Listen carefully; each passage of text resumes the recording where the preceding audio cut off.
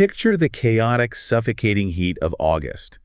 And we are talking about the year 1680. Right, a really intense time. Yeah, the sky over Santa Fe is just thick with the smoke of burning buildings.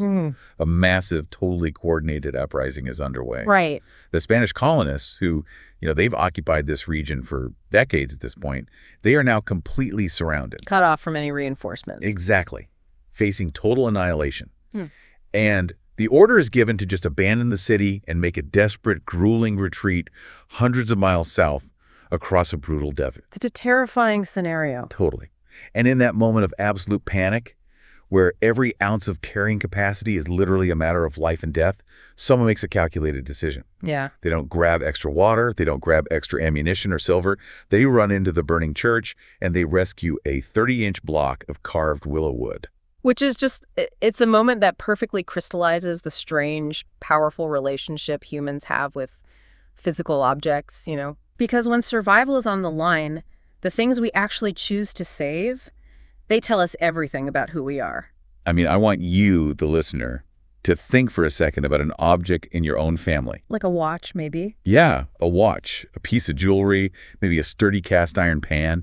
Just imagine something passed down for just 1 or 2 generations. You hold it and you kind of feel that weight. Exactly. You feel the hands that touched it before yours. Now take that feeling and multiply that gravity by 400 years. Wow. Yeah. Multiply it by wars, by fires, forced migrations, and literally millions of whispered prayers. It's mind-boggling. It is. Welcome to our deep dive. Today we are tracing centuries of Marian devotion, culture, and conflict by focusing entirely on a single artifact. The oldest representation of the Virgin Mary in the United States. Right. A small wooden statue known most famously as La Conquistadora. Our sources today include historical notes, Santa Fe blogs, Wikipedia entries, and some really fascinating book excerpts about the confraternities and traditions of New Mexico. And, the story of this one figure acts as a mirror for the entire history of the American Southwest. It really does. If you want to understand the complex tapestry of New Mexico, the deeply rooted Hispanic traditions, the intense collisions with indigenous cultures, the eventual synthesis, and modern attempts at reconciliation. You literally have to look at this piece of wood. Exactly. Because before she was a symbol of military conquest, and before she was an ambassador for peace, and before she was even the center of a true crime kidnapping in the 1970s. Which is a wild story we will get to. Oh, we definitely will. But before all of that, she was just a physical object born out of a profound mystery. Which means we really need to start with the physical reality of the artifact itself. Like if you were standing in front of her right now, you'd see a statue just about 2.5 feet tall. Roughly 30 inches, yeah. Carved entirely from willow wood. And her physical posture and what she holds, well, it can change. Sometimes she holds a rosary. Sometimes an orb and a cross. Right. And often a tiny figure of the infant Jesus. And from an art historical perspective, that posture is a massive clue to her origins. How so?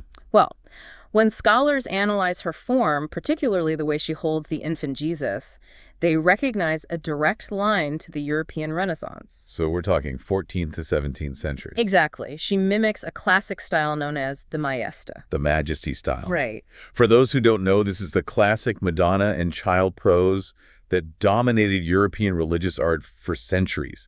You see it in the works of Cimabue, Giotto, all the way up through Leonardo da Vinci. It's iconic. Yeah, the defining characteristic is Mary enthroned or standing with a kind of regal authority, explicitly presenting the infant Christ to the viewer. It's not just a mother holding a child. No, it's a theological statement, right? Presenting the Savior to the world. So, based purely on that visual analysis, experts knew she likely belonged to that Renaissance era. But visual analysis has its limits. Especially with an object that has been handled, repainted, and repaired over 4 centuries. Right. The layers of paint and plaster can completely obscure the true age of the wood beneath. So to get beyond the surface, researchers needed to rely on something far more empirical. Enter the science. Yes. This led to a really fascinating collaboration. Historians like Jaime Chevalier, Fray Angelico Chavez, and Pedro Ribera Ortega teamed up with modern scientific laboratories. They turned to dendrochronology, which I have to say I find to be one of the most elegant scientific tools we have for historical artifacts. Oh, absolutely. For those who might not be familiar, dendrochronology is tree ring dating. Every year, a tree adds a new ring of growth. And the weather dictates the rings, right? Exactly. In years with heavy rainfall, that ring is wide. Yeah. In years of drought, the ring is incredibly narrow. Because regional weather patterns affect all trees in a given area similarly, these wide and narrow rings create this unique barcode of climate history. A natural barcode. Yeah. If you take a sample of wood from an antique statue and match its ring pattern against a known master timeline, you can literally pinpoint the exact year the tree was chopped down. Which is amazing. So the researchers partnered with experts from the University of Arizona, which houses one of the premier tree ring laboratories in the world. Right. And they were expecting just a straightforward confirmation. They took micro samples of the wood, anticipating that the barcode would align neatly with early 17th century European or maybe Mexican timber. They expected a cohesive timeline for a cohesive statue. Right. But science rarely gives you the neat narrative you're looking for, does it? Never. Instead of just answering the question, the lab results turned the statue's origins into a literal forensic cold case. It really did. The data revealed that the main body of the statue, the Virgin Mary herself, carved from willow, and the infant Jesus she holds, were completely mismatched. Mind-blowing. I know. The infant was carved by an entirely different person at an entirely different time, using an entirely different type of wood. And the implications of that mismatch are just staggering when you think about the life cycle of religious artifacts. Yeah, it forces us to ask how this object was originally constructed. Exactly. Was she originally carved without the infant? Maybe designed to hold only the orb and cross. Right, with the child commissioned and added decades later by a totally different artisan. Or consider the possibility of salvage. Oh, that's a good point. Religious statues in the Renaissance were often subject to damage, Yeah. falling, fires and candlelit churches, damage during transit. It's entirely possible that two separate broken statues were merged together by a craftsman just trying to save the usable pieces of both. Which means the willow wood tells a story of a composite identity, an artifact that was already patched together and holding a really complex history before it ever even crossed the Atlantic Ocean. Exactly. And while we may never know the exact European workshop she emerged from, the historical record picks up clearly in Mexico City. Right, by the 1620s. Yep. She is in the possession of a Franciscan friar named Fray Alonso de Benavides. And he was tasked with this massive undertaking. Traveling from Mexico City all the way up to Santa Fe. Yeah, from the relatively established cosmopolitan center of Mexico City up to the absolute northern frontier of the Spanish Empire, a region known as Santa Fe de Nuevo Mexico. We have to talk about the logistics of that journey in the year 1625. Because it's hard to even wrap your head around. Oh, it's brutal. They were traveling up the Camino Real de Tierra Adentro. The royal road of the interior land? Right. And this wasn't a paved highway.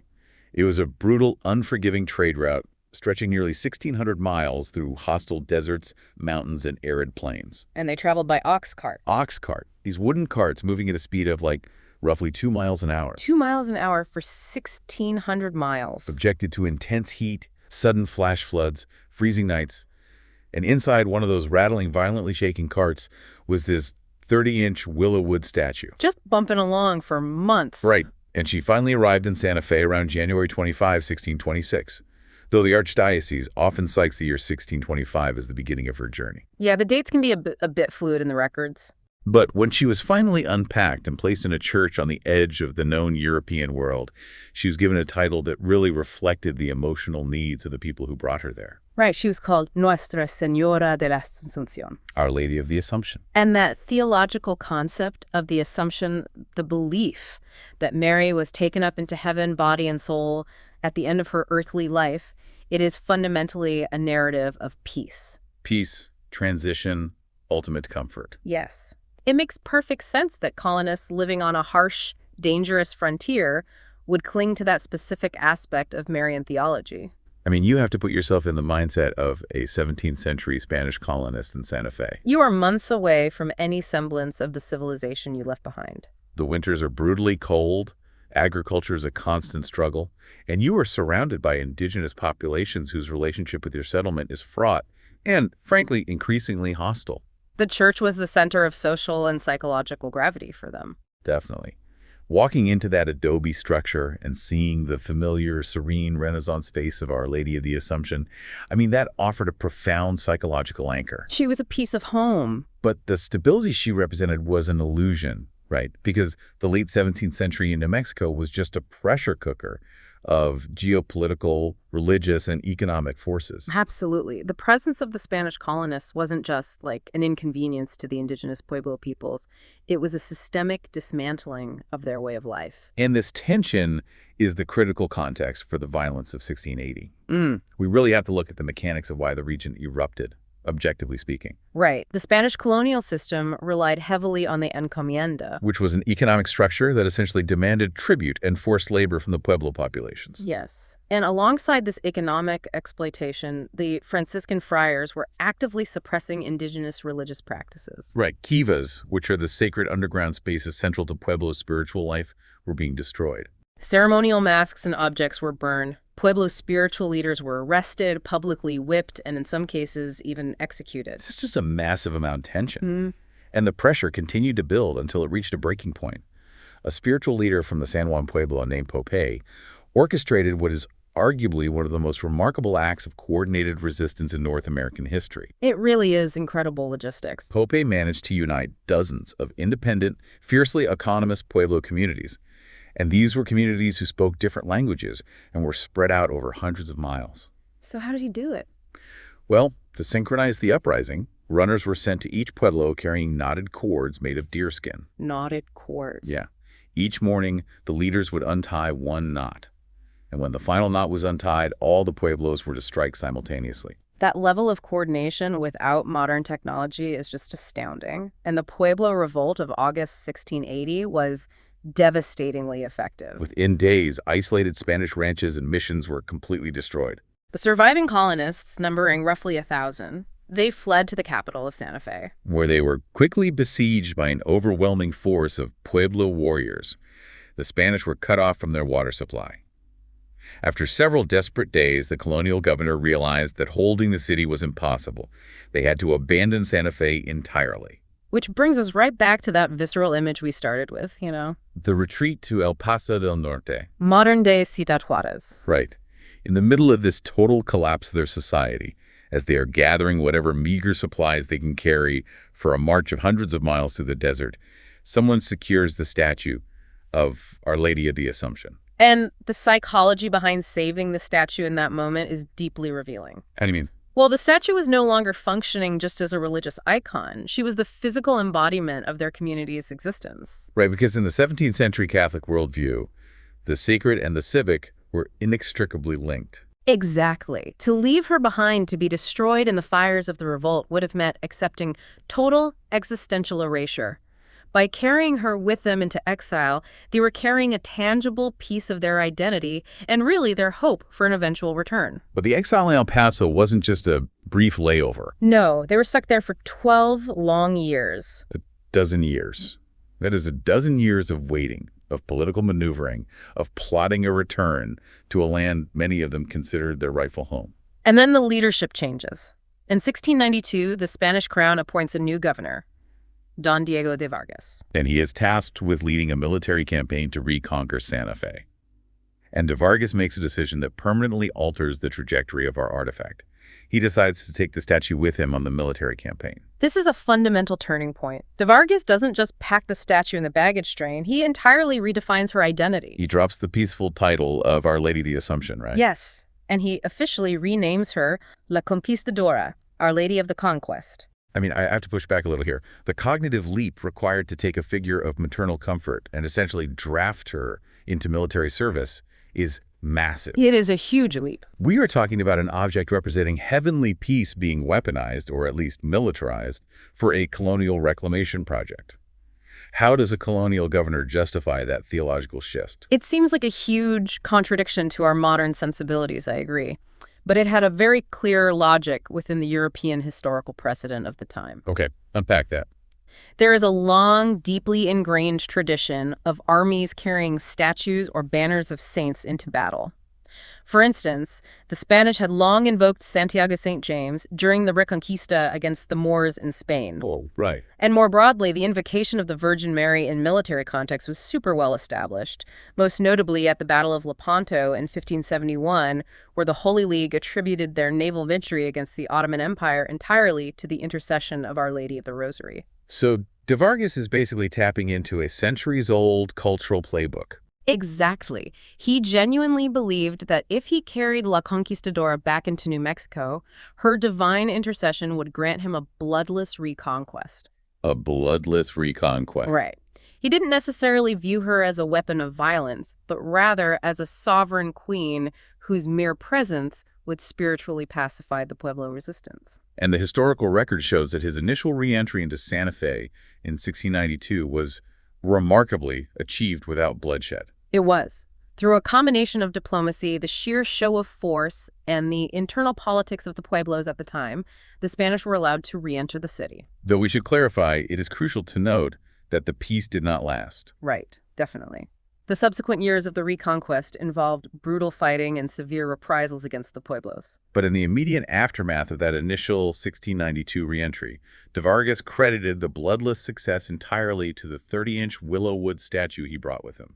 And because he attributed the survival of his men and the success of his mission to her, de Vargas made a solemn vow of thanksgiving. And this vow is the connective tissue between the geopolitics of the 17th century and our modern calendar. It really is. That promise, made by a military commander over 300 years ago, birthed a tradition that has outlasted the Spanish Empire, survived the era of the Mexican Republic, and remains a massive cultural force in the United States today. We're talking about the Fiesta de Santa Fe. The Fiesta de Santa Fe is officially the oldest continuous Marian festival in the United States. Held every August, right? Yes. It is a fascinating, complex blend of solemn religious observance and vibrant civic celebration. The entire architecture of the event is built around the original promise to honor La Conquistadora. The religious core of the fiesta is a novena. For those not familiar, a novena is a traditional Catholic practice consisting of 9 days of continuous, dedicated masses and prayer. And it culminates in a solemn, visually stunning procession, where the community physically carries La Conquistadora out of her permanent home in the Cathedral Basilica of St. Francis of Assisi, through the streets of Santa Fe, all the way to the Rosario Chapel. And the geography of that procession is basically a historical reenactment. Really? Yeah, the Rosario Chapel is located precisely on the spot where de Vargas established his military encampment outside the city limits in 1692. Wow, that's incredible. Construction on the current chapel began in 1807 to serve as a permanent shrine for this annual movement. The city's spiritual map is permanently drawn around the movements of this statue. But over the centuries, de Vargas's vow evolved far beyond just solemn masses. The fiesta today is a massive, sprawling cultural festival. Oh, absolutely. The plaza is filled with mariachi music, traditional food vendors, parades, historical reenactments. It becomes a celebration not just of a military victory, but of the enduring multicultural life of the city itself. And one of the most famous and psychologically potent elements of the modern fiesta actually has nothing to do with 17th century Spain, but rather with a 20th century artistic edition. Yes. Before the official historical and religious ceremonies begin, the city gathers for the burning of zozobra. Old Man Gloom. This is a genuinely wild spectacle. I love this detail. In the 1920s, a group of artists in Santa Fe, led by a man named Will Schuster, felt that the fiesta was perhaps a bit too solemn and needed a moment of catharsis. So Schuster designed a 50-foot-tall, terrifyingly expressive puppet called Zozobra. A 50-foot puppet. And he represents all the anxiety, sadness, and hardship of the previous year. The mechanics of the Zozobra ritual are intensely communal. In the weeks leading up to the burn, people from all over the city and now all over the world submit written records of their miseries. They stuff the puppet with police reports, divorce papers, mortgage foreclosure notices, hospital bills, or just handwritten notes of fear and regret. And then in a massive nighttime spectacle with thousands of cheering people, they set this 50-foot monster on fire. As Zozobra burns, he groans and flails, thanks to operators pulling ropes, which is just so theatrical until he collapses into ash, literally burning away the hardships of the community. It's a secular psychological cleansing that perfectly mirrors the spiritual renewal of the novena. Both rituals are fundamentally about survival. They are about letting go of the trauma of the past and hoping for a better future, which ties perfectly back to La Conquistadora's own survival of the 1680 revolt. But, maintaining an unbroken ritual like this for over 3 centuries doesn't happen by accident. No, it requires a tremendous amount of sustained logistical effort and dedication from the community. And the responsibility for the physical and spiritual care of the statue and her traditions falls to a specific group known as La Cofradía de la Conquistadora. The confraternity. Right. The documents detailing the organization of the Santa Fe Fiesta show that this group has roots tracing all the way back to the 17th century. The concept of a confraternity is essential to understanding Spanish Catholicism. It's a lay organization, meaning it's run by everyday people, not ordained priests or nuns. Right. They operate under the guidance of the church, but they are a grassroots organization dedicated to a specific devotion. The Cofradia is the logistical engine of La Conquistadora's legacy. If you attend the fiesta today, it is the members of the Cofradia who are organizing the massive processions, Coordinating with the city for street closures, arranging the schedules for the novena masses. but their work is year-round. They collect member dues to physically pay for the constant supply of candles and fresh flowers at our chapels. And they fund the incredibly expensive upkeep and restoration of the historic Rosario Chapel. Exactly. And what I really appreciate about the structure of the Cofradia is its democratic nature. Yeah, it's very open. You don't have to be a wealthy patron or a direct descendant of a 17th century governor to join. Membership is open to anyone devoted to the Mother of God who wants to participate in the tradition. And that democratic devotion manifests most intimately in how the community cares for the statue's physical form, which brings us to one of the most astonishing aspects of her legacy. Wardrobe. The sheer volume of material wealth and personal sacrifice draped over her wooden frame. She is universally known as the best-dressed woman in Santa Fe. The physical archives of faith that surround her body is staggering. We are talking about a wardrobe that, depending on the inventory records, ranges from 250 to over 330 custom-made garments. A 30-inch wooden statue has a closet with over 300 custom dresses. It's unbelievable. To understand the significance of this wardrobe, you have to realize that these garments are not purchased from ecclesiastical supply catalogs. No. Every single dress, every intricate seam sewn with gold thread, every velvet cape, and every piece of priceless jewelry she owns was custom-made and gifted by an individual. I think of her wardrobe as a physical fabric diary of the city. Fabric diary, I like that. When a citizen experiences a miracle, survives an illness, or wants to express profound gratitude, they manifest that emotion physically by commissioning a garment. And the wardrobe changes meticulously to track with the Catholic liturgical seasons, right? Yes, exactly. During Lent, the period of penance leading up to Easter, the caretakers will dress her in deep, solemn purple. Then, for the Easter weekend itself, she is carefully changed into brilliant white and gold silks to symbolize resurrection and joy. But beyond the strict liturgical colors, the individual donations carry immense emotional weight. The records highlight gifts that transcend material value. Most notably, there is a tradition of cancer survivors donating their own hair to fashion wigs for the statue. I mean, just pause and think about the profound vulnerability of that act. Someone goes through the physical devastation of chemotherapy, loses their hair, and eventually beats the terminal illness. It's so intense. In their gratitude, they take the hair that grows back, or the hair they saved, and they have it woven into a wig for this artifact. And because the statue is only 30 inches tall, the wigs fashioned from adult human hair sometimes drape down almost the entire length of her body. She is literally wearing the survival of her people. It's a powerful testament to her role as a repository for human emotion.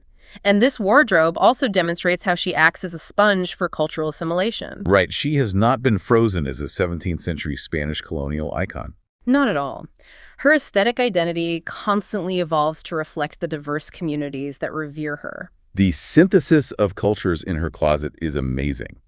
For example, historical records mention a gift of a stunning ermine cape that was sent all the way from Eskimo villagers in Holy Cross, Alaska. Wow! Even more striking, considering the history of the region, is her connection to the annual Indian market in Santa Fe. Right, the Indian market is one of the largest and most prestigious Native American arts festivals in the world. And during the market, there is a tradition of dressing La Conquistadora in traditional Native American attire, including a finely woven manta and silver and turquoise jewelry. It is a striking visual synthesis, blending the iconography of the Spanish colonizers with the artistic traditions of the indigenous populations they once fought.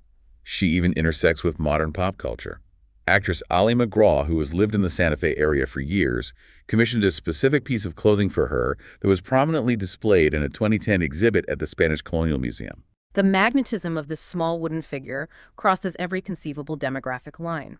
from 17th century friars to indigenous weavers to Hollywood actors. But managing an archive of over 300 priceless, fragile garments requires a highly specialized role. Handling a 400-year-old wooden artifact is incredibly delicate work. Oh, yeah.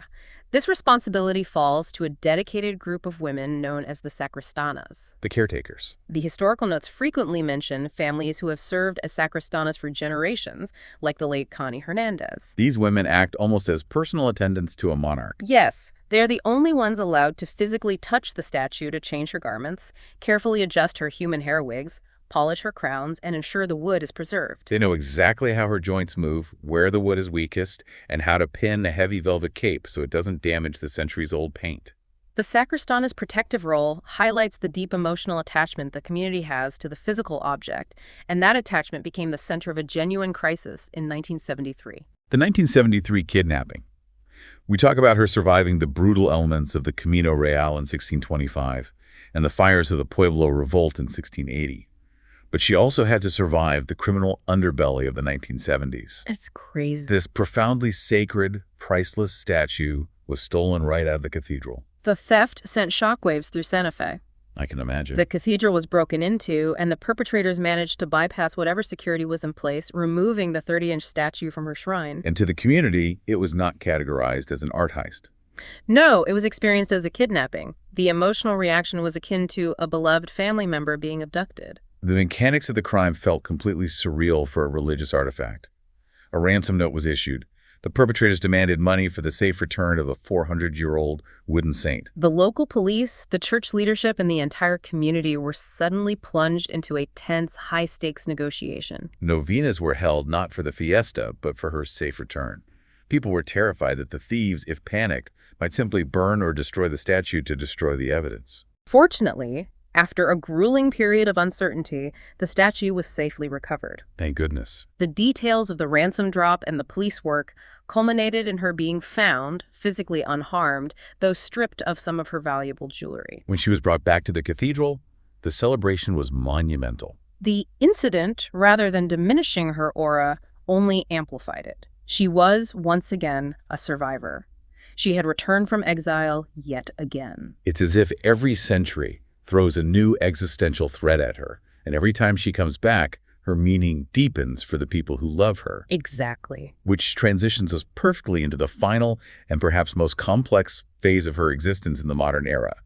Because just as her title shifted in the 17th century from Assumption to Conquistadora to reflect a violent, changing world, the end of the 20th century demanded another evolution in her identity. The way we interact with historical monuments is constantly shifting based on our current ethical and cultural frameworks. As the year 1992 approached, the region was preparing to mark the 300th anniversary of de Vargas's Reconquest of Santa Fe.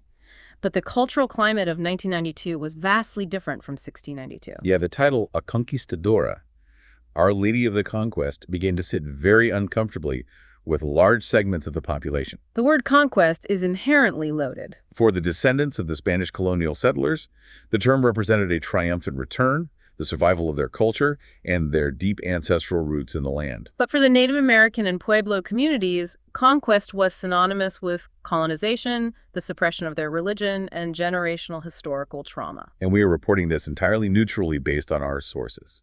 The church leadership recognized that a title originally intended to unify the Spanish faithful was now serving as an active reminder of division in a multicultural society. Right. If Mary is the mother of all people, having her bear a title that alienates the indigenous population of the region was a theological and civic problem. So in 1992, exactly 300 years after de Vargas's campaign, Archbishop Robert Sanchez made a monumental, highly symbolic decision. Archbishop Sanchez officially bestowed a new title upon her, Our Lady of Peace. The intention behind the renaming was explicitly to ameliorate the lingering historical tensions. It was an acknowledgement by the church that the narrative of military conquest, even a supposedly bloodless one, needed healing. What I find so intellectually elegant about this solution is that they didn't just attempt to erase the past. No, erasing Conquistadora entirely would have alienated the Hispanic communities whose families had maintained her traditions for centuries. Instead, they created a synthesis.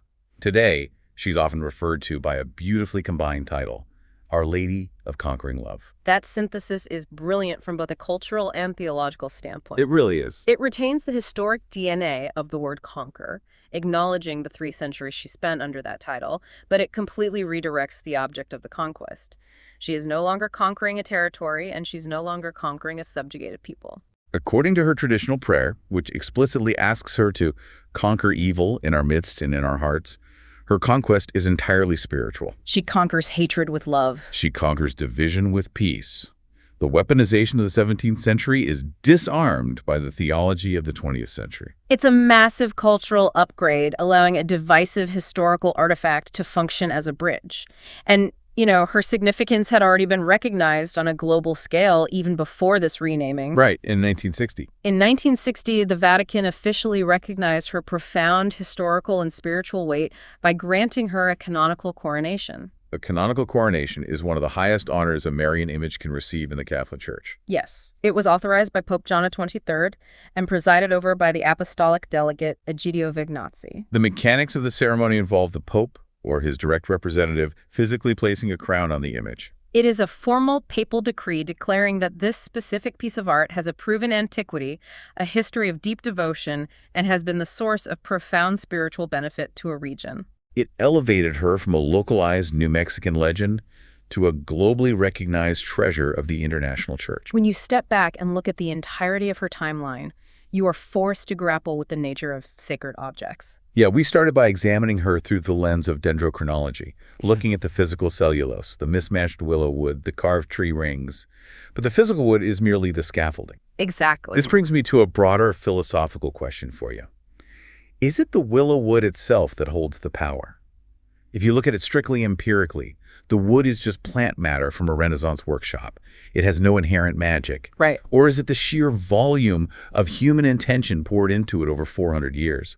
The millions of whispered prayers, the tears, the donated human hair, the ermine capes, the desperate rescue from burning buildings.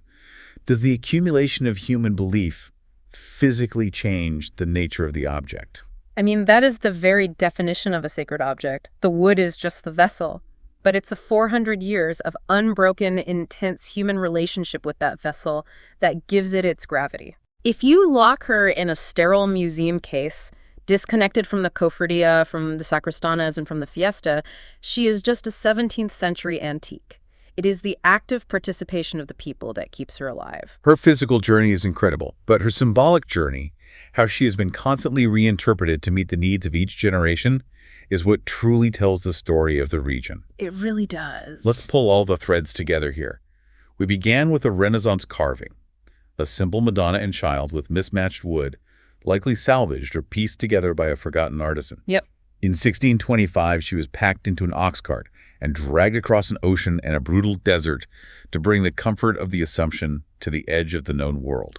She survived the desperate fires of the Pueblo Revolt in 1680. Returning as a military general to lead a campaign in 1692. She birthed a festival that outlasted empires and still burns away the gloom of the city every autumn. She wears the donated hair of cancer survivors, the traditional mantas of the indigenous people her followers once fought. And she was rebranded by an archbishop as an ambassador of multicultural peace. It is arguably one of the most dynamic, continuous narratives of any historical artifact in North America. She has never stopped working for the people who revere her. Which brings me back to the thought experiment we started with.